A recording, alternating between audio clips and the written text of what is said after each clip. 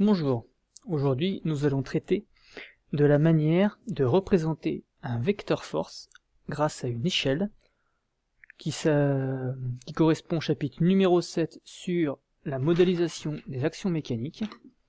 Et pour ça nous allons prendre un exemple tout simple, le poids d'un objet. On va considérer le poids que l'on note P. Ce poids P, je vais utiliser un objet qui possédera une masse M, et cette masse M, par exemple, ça pourrait être le poids d'un homme de 70 kg.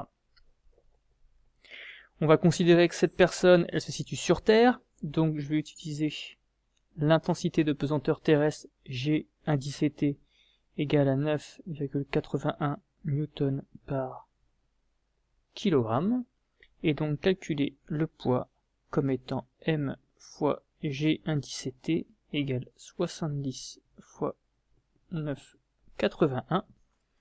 J'ai utilisé ici 70 avec 2 chiffres significatifs et G avec 3 chiffres significatifs.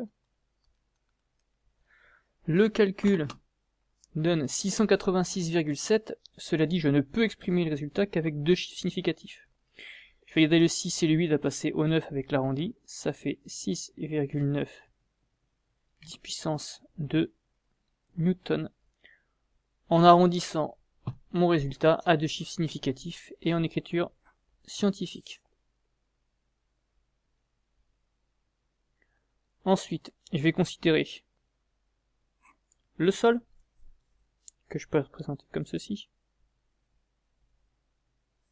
le centre de gravité G de ma personne, et si on ne me fournit pas d'échelle, c'est à moi de trouver l'échelle qui correspond le mieux à mon dessin. Alors là, j'ai quand même le choix. Je dois représenter un vecteur d'environ 690 newtons.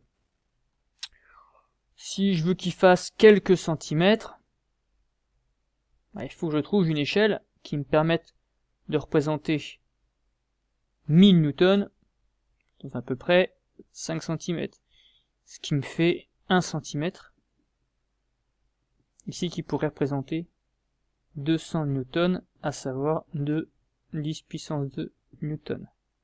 Ok. Comment savoir avec quelle longueur je vais représenter mon vecteur poids en utilisant cette échelle? Mais il faut savoir que les échelles répondent à la proportionnalité.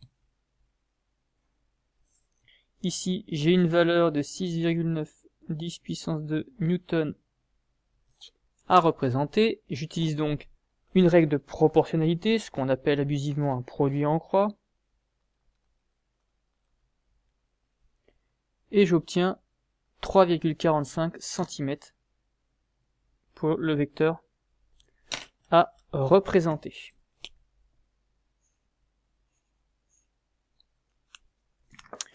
Classiquement, le poids est représenté avec un vecteur P dessiné en rouge. Il a 4 caractéristiques, ce vecteur poids. Une origine. Ici, ce sera G, le centre de gravité de mon personnage. Imaginez que je le représente très simplement comme ceci. Le centre de gravité, c'est à peu près le nombril. Une direction.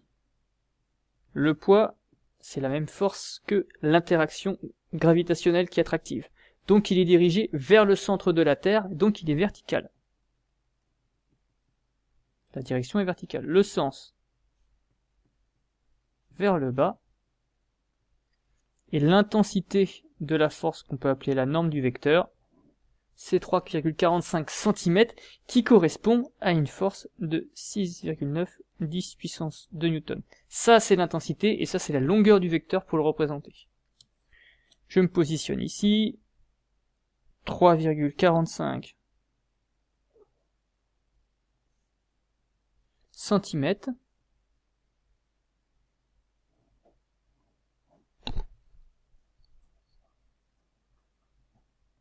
Et je note à côté vecteur P. Voilà comment on peut représenter le vecteur P qui correspond au poids d'une personne de 70 kg aux alentours de la Terre, et on représente son vecteur. Voilà.